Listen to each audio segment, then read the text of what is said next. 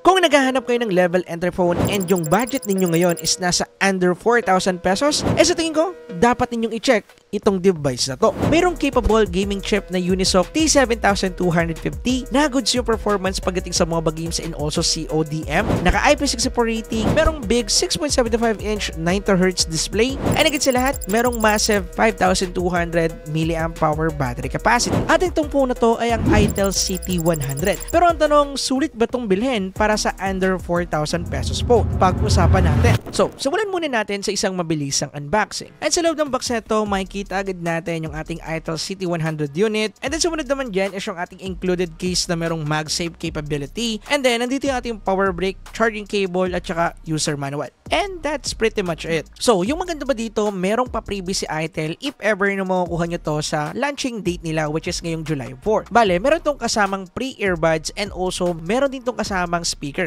And actually, nagustuhan ko yung freebie na speaker neto dahil unang-una, magnet type siya, so pwede siyang dumikit doon sa ating MagSafe case. And then, maliit lang siya or compact lang siya, kaya pwede nating dalhin kahit saan. At pagdating sa output, okay na okay din. Kung ako yung tatanungin, pumapalag siya pagdating sa speaker quality. And pwede nating makuha itong freebie sa to ngayong July 4, kaso nga lang limited lang siya. So, ibig sabihin, paunahan na lang kayo mga kapara ko yung makabili neto. Ilalagay ko po yung link dyan sa description down below. And to be honest, wala akong nakitang level entry phone or budget level phone na merong gantong pa-freebies. So, isa to sa unique part pagdating dito sa CT100. And yung magiging sale price nga pala neto is nasa 3,699 pesos lang. Kaya, pwede nyo pong i-check dyan sa description down below. Pero bago yon, pag-usapan muna natin kung sulit nga ba talagang bilhin itong budget level phone na to. At simulan natin pag-usapan yung design. So, pagdating sa design neto, unang-una natin agad mapapansin is yung minimalist looking neto. Bali, Itel logo lang yung nakalagay dito sa ibaba, then partnered ng solar color na gray, kaya napaka-minimalist tingnan. And actually, pagdating sa design part talaga, the more na less yung design, sila yung mga the more na mas attractive tingnan. Pagdating naman sa build neto, ginamitan to ng plastic back, plastic frame, and then naka-glass front tayo dito. Pero ang maganda dyan, despite sa presyo neto, naka IP64 rating na rin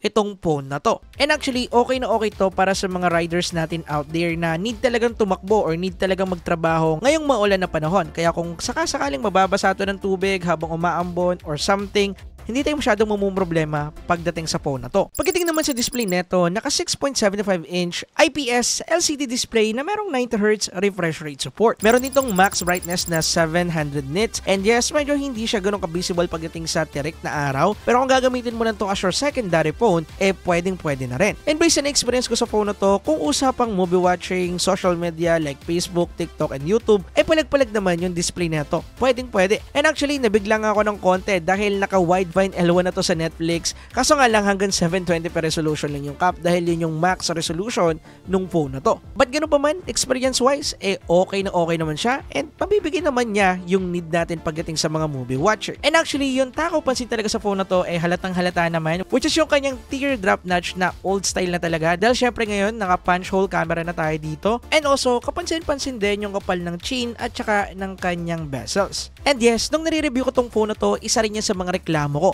Pero pagdating kasi sa presyo na under 4,000 pesos lang, masasabi kong hindi na kailangan pang ireklamo itong part na to. Pero based sa naging experience ko dito, kung usapang display lang, pwede tayong manood dito ng Netflix, pwede tayong manood ng YouTube up to 1080p, kaso nga lang yung kanyang actual resolution is 720p lang. Okay din siyang gamitin sa social media, TikToks, and also Facebook. Pwede tayong mag-browse one to sawa dahil malaki din yung battery nito. And speaking of battery, nasa 5,200 mAh battery capacity yung meron sa phone na to. And yes mga kapare ko, mo-consider pa rin natin na big battery yan ngayon 2025, lalo na sa presyo na under 4,000 pesos or isang budget or level entry phone lang. And pagdating sa actual experience ko sa battery nito, tatagal or makakasurvive din siya ng isang araw. Depende na lang sa activity na gagawin mo. Dahil base sa paggamit ko dito, more on social media lang naman like YouTube, TikTok, and also Facebook, tumatagal talaga ng isang buong araw yung battery capacity niya. Pero syempre kung medyo mapapababa tayo sa Netflix and also sasamahan pa natin ng konting gaming yung activity natin dito,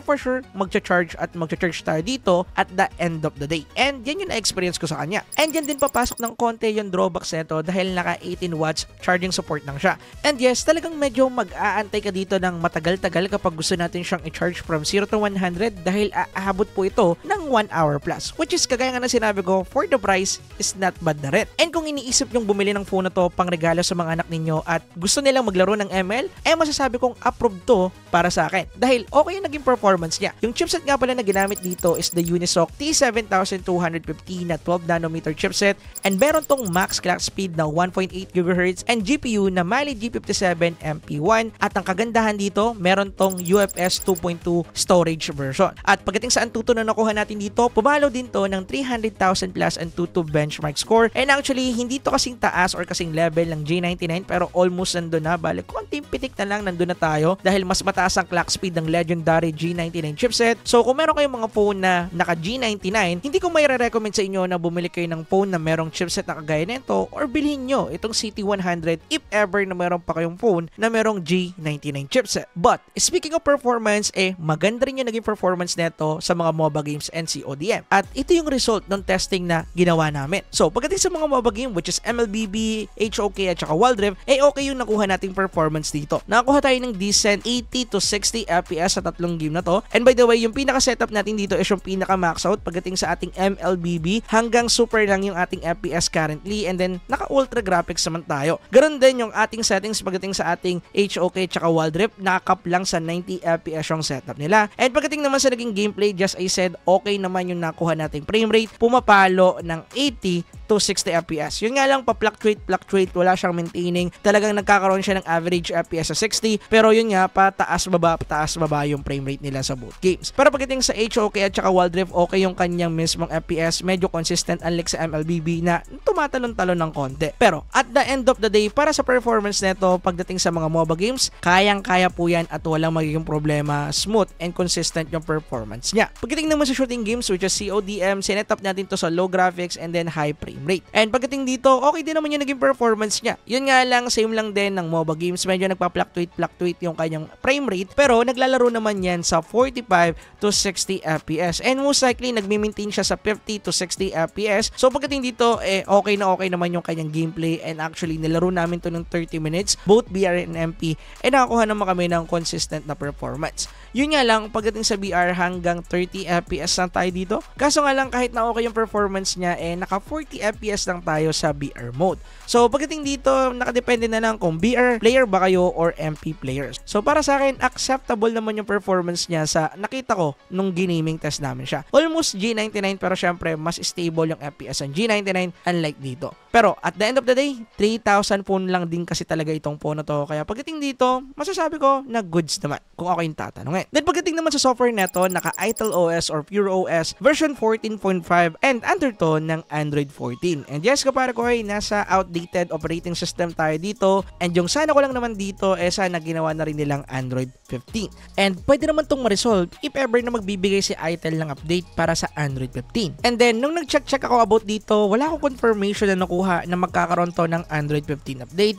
So, pagdating dito, i-update ko na lang sa comment section if ever na meron akong makuhang balita. Ngayon naman, pag-usapan natin yung camera capability neto. Una, meron tong main single camera sensor na 13 megapixel, and then meron naman tong selfie camera na naka 8 megapixel. And pagdating sa mga sample photos na nakuha natin dito, masasabi ko na goods na siya for the price. Okay naman yung photo qualities na nakuha natin dito, lalo na if meron tayong proper source amount of light dun sa subject na iti-take natin. Makikita natin na contrast yung photo, okay din yung kanyang HDR capability if ever na maganda yung lighting natin, and also okay din yung ating color reproduction dahil kung makikita ninyo, goods naman yung saturation ng mismong kulay, hindi siya wash out or hindi din siya masyadong matamlay. Good siya in overall. Kaso nga lang, pagdating sa HDR capability neto, medyo nahihirapan siya sa pagpaprocess. Una, nagpipick talaga yung highlight ng photo or nag-overexpose siya after processing, lalo na kapag medyo malakas yung source of light natin. And then vice versa naman, kapag yung source of light natin is hindi ganun ka-okay or hindi enough yung amount ng light niya,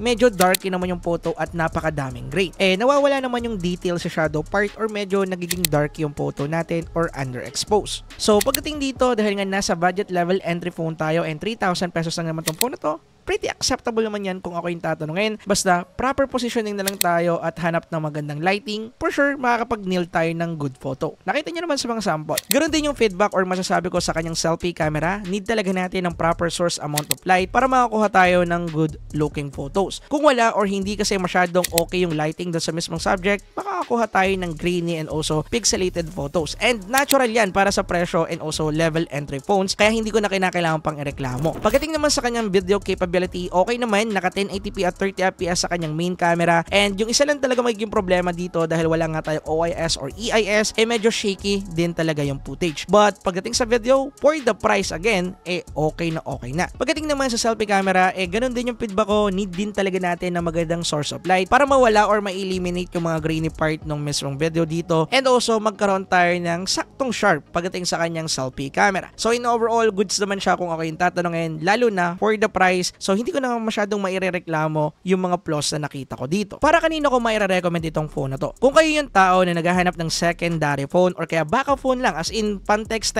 lang, social media, panonood ng Netflix or YouTube, pwede po itong phone na to. Ganon din sa mga tao na naghahanap ng pangregalo para sa mama nila, papa nila, or kaya sa mga anak nila na need ng phone at gusto maglaro ng MLBB or CODM or any other MOBA games. Nakita niyo naman yung performance, goods na goods din. And para din sa mga kaparikoy natin dyan na riders na naglalala move, grab, move it, or kung ano-ano pa, pwede rin po to sa inyo. Yun nga lang, kinakailangan natin gumamit tong pang cover if ever na mainit kasi talagang medyo hindi ganun ka-okay yung detail niya or hindi ganun ka-okay yung kanyang brightness if ever nagagamitin natin siya ng tanghaling tapat. Talagang mahirap makita. But ngayong tag-ulan, goods na goods to, lalo na kung okay lang sa inyong mabasa-basa yung phone niyo. But syempre, sinasabi ko pa rin at lagi ko rin naman pinapaalala na huwag ninyong babasain kahit na meron siyang mataas na IP rate. But yeah, para sa akin, kung kayo yung tao na mga nabanggit ko about dito, yes, i-recommend ko po sa inyo itong device na to for a budget level entry phone. So dito ko natatapusin yung video at mag-iwan ako dito ng mga phones na sulit din na pwede nyong bilhin sa level entry phone. Check nyo po dito. Anyway, yun lang. Peace!